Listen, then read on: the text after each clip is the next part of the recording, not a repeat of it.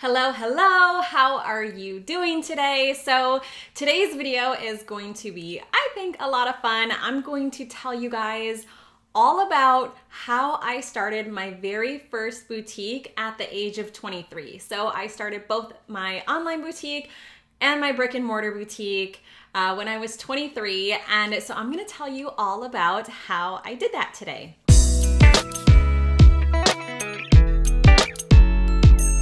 If you don't know who I am Raquel, and since 2006, I have started and scaled multiple online and brick and mortar boutiques, and now I teach other women how to start and scale thriving boutique businesses of their own. I have lots of free downloads and resources on my website, startaboutique.com. So if you're looking to get started, make sure to visit my website, make sure to subscribe to my channel. I also, in the description, list so many resources for you. So there's really no reason for you not to get started on your boutique. Okay, so let's start back at the very, very beginning. So why and how did I even become interested in starting my own boutique? So I would say that why I wanted to start one was because, first of all, it was something that I think was just ingrained in me and something that I naturally always wanted to do. I don't think it was like one specific thing that made me think, oh, I'm going to start this online boutique. I've always loved online businesses. So as soon as I'm probably older than some of you watching this video, but back when I first started, the internet wasn't necessarily what it is today. And I've always loved just the fact that you could make money online, the fact that you could sell things online and make a business out of it. I just thought that was like the coolest thing ever. So I remember, even years before I launched my first online boutique, I would draw out what my web pages would look like on a piece of paper. So I was like designing my website only on paper. So I was essentially like mapping it out, like, oh, this is where the products are gonna go, and this is how I'm gonna describe what the products are. And, this is what I'm going to have in my menu. These are the type of products that I want to sell. Like all this kind of stuff. I remember just, and this was probably still, you know what? Maybe this was my first year of college. So I might have been like 19 when I was doing that sort of thing. But I think I got the idea of starting a boutique. And this would be the more the brick and mortar side of things. So when I was 17, so in my senior year of high school, I did a foreign exchange program in Mexico. So yeah, my whole senior year, I didn't go to graduation in the United States. I didn't graduate with my class. Like everybody's always like, oh my gosh, like, didn't you miss graduation? I'm like, I was in Mexico for a year. Like, why would I miss graduation? Plus, I kind of did a graduation down there anyway. So anyway, no, I didn't miss out. I didn't feel like I missed out on anything my senior year of high school. Anyway, the whole point of telling you that is I think that's when I was like, oh, like, I kind of want to work for myself because a friend of mine, their mom owned her own boutique, and now she has a few locations for her boutique as well in Mexico. And she would take me with her to Mexico City to go on buying trips and things like that. And so it was always like a ton of fun. So she really opened my eyes to kind of being your own boss, being a businesswoman, and really just working for yourself and doing something that you love. And it just so happened that I also shared the same sort of passion in like clothing and wanting to have my own boutique as well. So I wouldn't say that I was like, oh, like I see her doing this and this is exactly what I want to do. I wasn't necessarily thinking that, but I know I did think like, oh, she is really amazing. She's really smart. She's a businesswoman. Like, that's what I want to be. I want to work for myself eventually. I want to have my own business where I'm successful. So that was at 17. So then after that year in Mexico, I came back to the United States. I went to the University of Wisconsin-Madison for a year. I was there for a year. I had an undecided major because again, I think my whole goal before this was I wanted to learn Spanish. And this is kind of my personality in general, right? So if I decide that I want to do something, say, for example, learn Spanish, like I'm going to do it to the max. So I took all of the classes in high school that I could take in Spanish. I did like AP Spanish my 11th grade year. And I remember sitting in class and they would put on a movie or something like that in Spanish. And I would sit there and I'm like, I still can't understand this. Like, I feel like at AP Spanish, I should be able to understand a movie in Spanish. And then I did some research and I found out that the best way for you to learn Spanish is to fully immerse yourself in the language. So I decided to be a foreign exchange student. So when I decide I want to do something, like I go all out. I am going to do it and nothing is going to stop me from learning it. And I think that's sort of the same thing that I did with the boutique. It was like, I feel like not necessarily all odds against me, but I didn't have a lot of, maybe the education, like business education, things like that, or like maybe financial support from parents, things like that maybe a lot of other people might have. But what I did have is, the thought in my mind that I'm going to do this no matter what, and nothing is going to stop me. So I would say that's like the driving force for me, is that if I decide that there's something that I want to do, people could tell me no, but that doesn't mean that I'm going to listen, and that doesn't mean that's going to stop me. I will just find another way to make it happen. So let's see. Okay, so I was in Madison for a year. I was undecided. I really didn't know what I wanted to do because my whole plan previously was that I would major in Spanish. I would do something in international business, I think I was thinking. And then I took a class. I remember taking a class in international politics or something like that.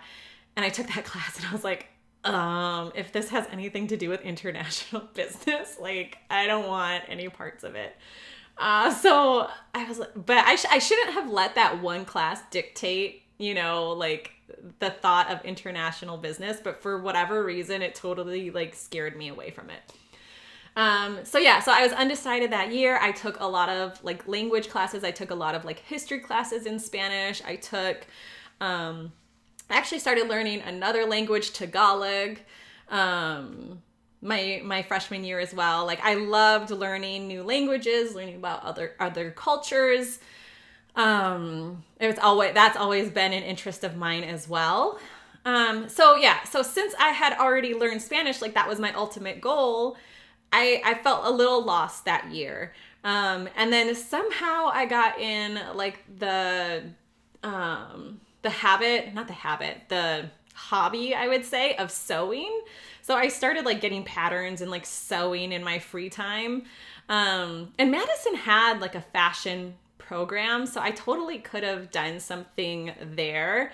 But in my mind, I always had wanted to go to California. So my way of getting to California was by going to school there. And my parents were like, okay, like, well, you want us to help you go to school or, all these things. But this is an out-of-state school. So obviously it's like way more expensive than going to school in Wisconsin. So my answer to that was, well, I'll just go to a 2-year program in California instead of 4-year program in Wisconsin, and then it'll just all equal out. So anyways, that was like my reasoning at the time. Would I make that same decision now? Maybe not, but at the same time, I'm a big believer of like your path and the things that happen to you and your journey really brings you to where you are today. And today I'm really thankful for where I am. And I really appreciate, everything that I've been through and everything that I've gone through, I guess, to get to where I am today. And I'm happy with it. But I mean, I guess looking back at the time, it's like, I should have just stayed in Wisconsin probably and got my degree there. Like, it was fine. But I was like, ooh, California. Like, I've always wanted to live in California. So anyway, I applied to the Fashion Institute of Design and Merchandising in Los Angeles. I got accepted to the Merchandise Product Development Program. And I still didn't really know exactly what I wanted to do. I knew I didn't want to do fashion design. That was never like my thing. But I did like the idea of product development. I'm not even sure I knew exactly what that was at the time. But it sounded more like business-like to me instead of like the design side. So, so I decided to move to Los Angeles. I had never been there before. I had never visited before I decided to go to school there. This is like so typical of me too. Like, I'll make a decision based on never having gone somewhere in my entire life. So I moved to Los Angeles to go to school. I lived right across from FITM. At the Met, if anybody knows where that is, that's where I lived when I first moved there, and it was so much fun. So I graduated with my merchandise product development degree. I don't know if before, but as I was there, I kind of figured out that what I wanted to do was technical design. So technical design is more so say for example, you have your fashion designer and they draw up a sketch and they come up with, maybe they choose the fabric that they want to use for this particular item or garment or whatever it is. Let's say it's a dress. So they then take their sketch and the few little details that they're thinking, maybe they, know what, all the design details, they know what buttons they want to use, things like that. They then give it to a technical designer, and you could be a technical designer either on the development side of things, production side of things. You could be doing both. It really depends which company you're at. And this isn't a technical design video, but I just want to give you a little bit about my background because I feel like that kind of helps let you know how I evolved into being like a boutique owner. So I'm like, what was I talking about?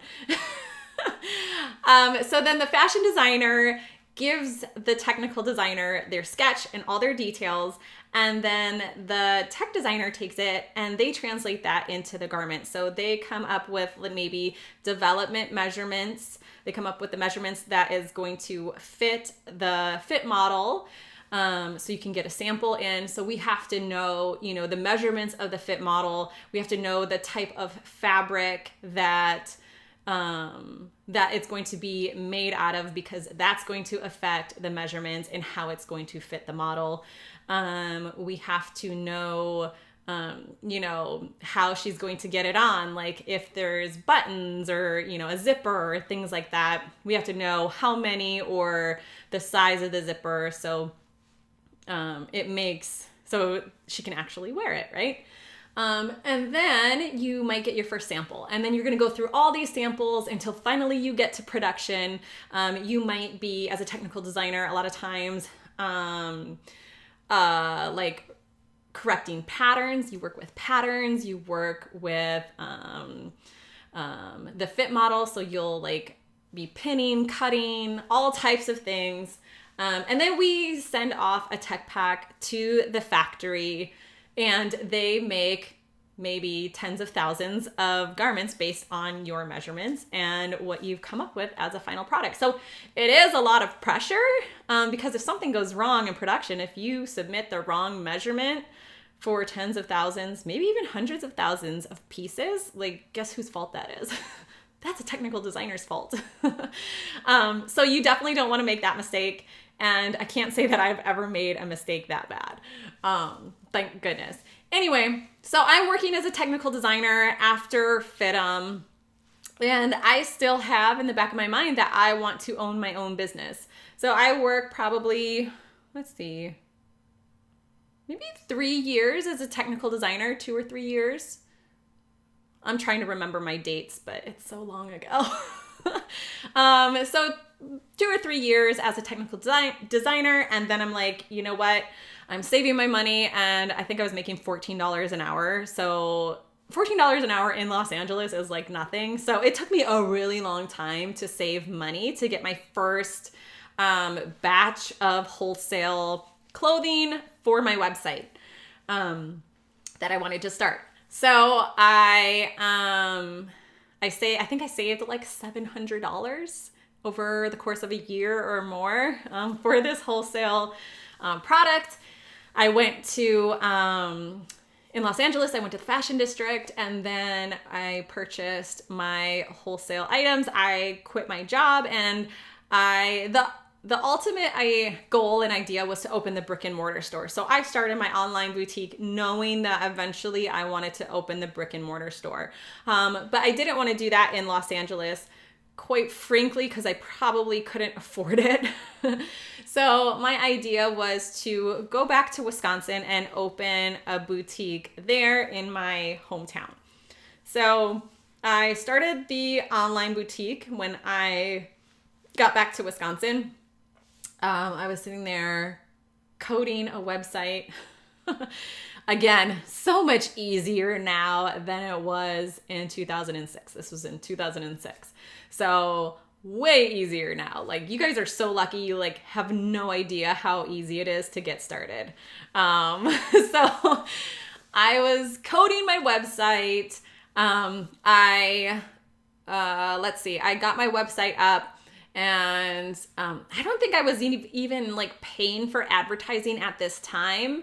The SEO was just really good. And so my products would just naturally pop up on Google.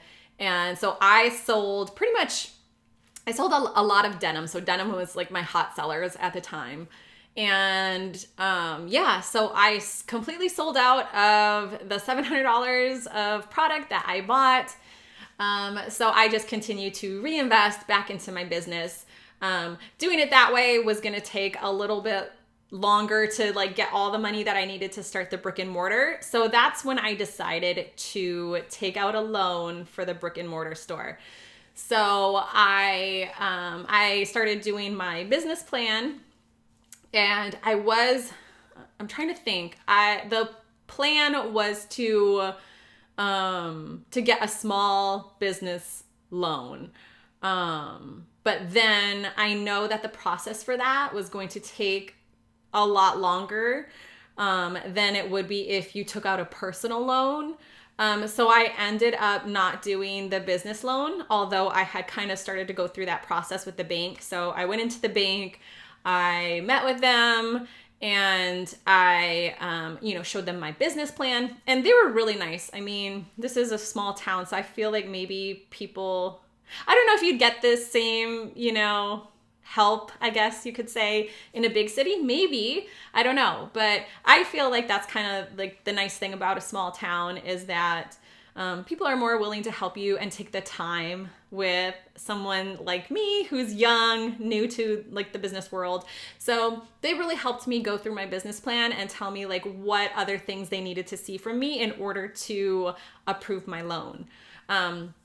So I kind of made a few, I think it was like 2 or 3 revisions of my business plan. And again, I had to do all of this because it was going to be a business loan versus a personal loan. So when I went back then and they were like, oh, it's going to take, I don't know how many months to do the business loan, but the personal loan would go a lot faster. I decided to do that instead because I wanted to be open, less than 6 months later. And I think at this time, maybe it was like 3 or 4 months before I was going to open, or that I wanted to open, I would say. So then I decided I would do the personal loan. I applied for the personal loan. got the personal loan, and then, so that's how I came up with the money to start my very first brick and mortar boutique.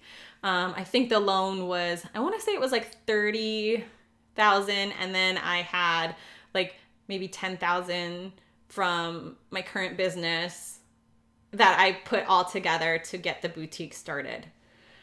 Or the loan is for 40,000. I'm trying to remember the exact numbers. I'd have to go back and look, but it was around the 30 or 40,000 that I used to get the business started. Again, this is for mid-range product. It was a junior's boutique. It was in a fairly small town where rent wasn't crazy.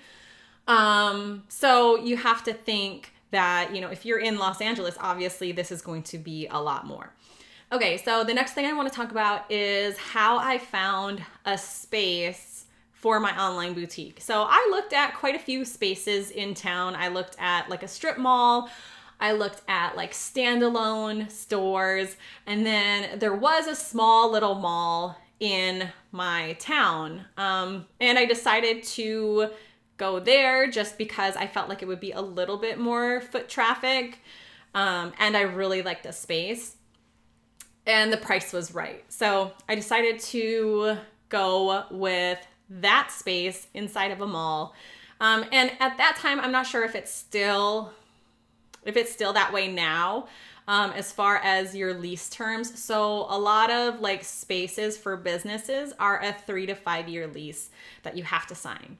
At the time, like I didn't feel comfortable signing a 3 to 5 year lease. So I did negotiate a year lease with them, and I did just sign a year lease. So that is definitely something to look into if you want to start your own like brick and mortar. You could even do like a pop-up to test it out before you fully like go and sign a lease. But definitely if the 3 to 5 year doesn't appeal to you, see if they'll do a year lease.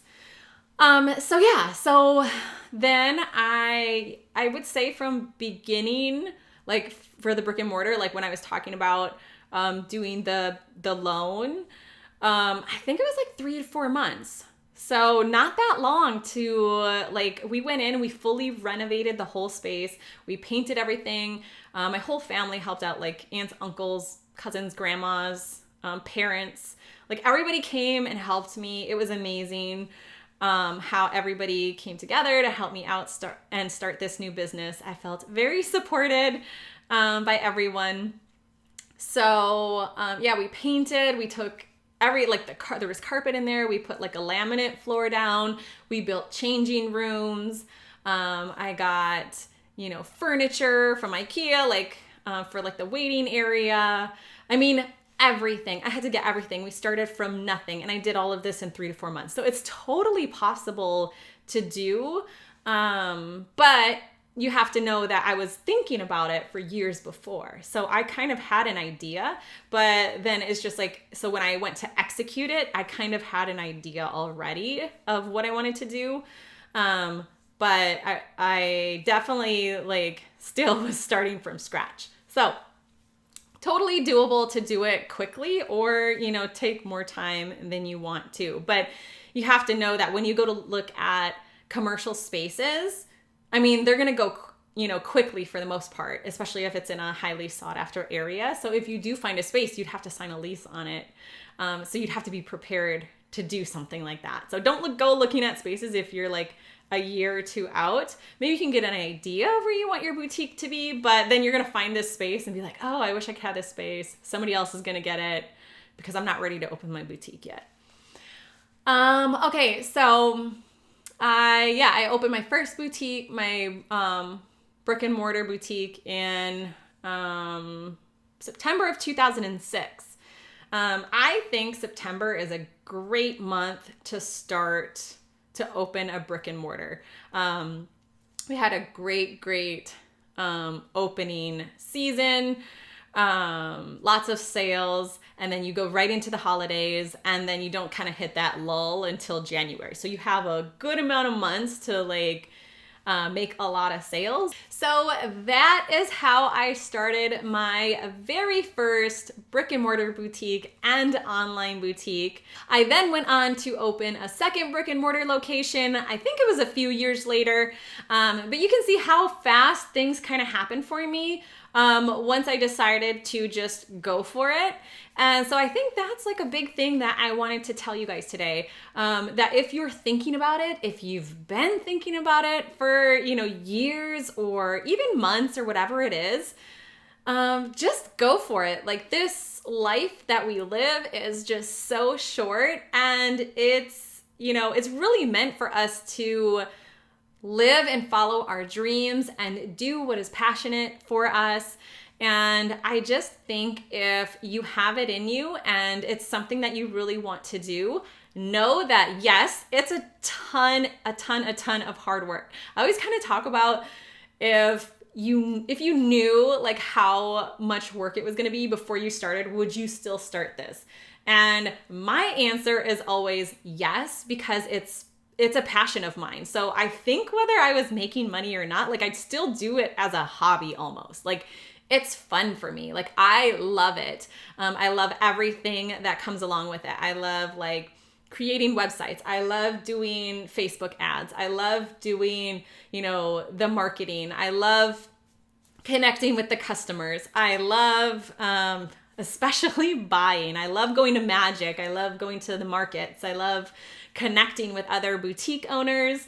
I love connecting with the sales reps. It's just like everything about it I love. So I think that's another question to ask yourself is, do you really, like, is this your passion? Is this what you really want to do? Because any business is going to be work, and it's going to be a lot of work. So if it's something that you're passionate about, that's where you'll find the drive to keep going when things aren't so easy, because it's not always going to be super easy. Things aren't always going to go perfectly. You're going to have those months where sales just like suck. But what are you going to do something about it and research another marketing strategy and advertising strategy, have a sale, figure out what you can do to increase your sales? Or are you just gonna like fall apart in the corner and just be like, I can't do this anymore? Because you need to be tough, and you need to have the drive within you to keep going. I've been doing this now for over 14 years. So it takes a certain amount of passion and drive to keep going all of those years. So if you have any questions about starting an online boutique or starting your brick and mortar boutique, go ahead and comment below. If you like this video, make sure to give it a thumbs up. And I can't wait to see you in the next video. I hope you loved hearing about my story. See you next time. Bye.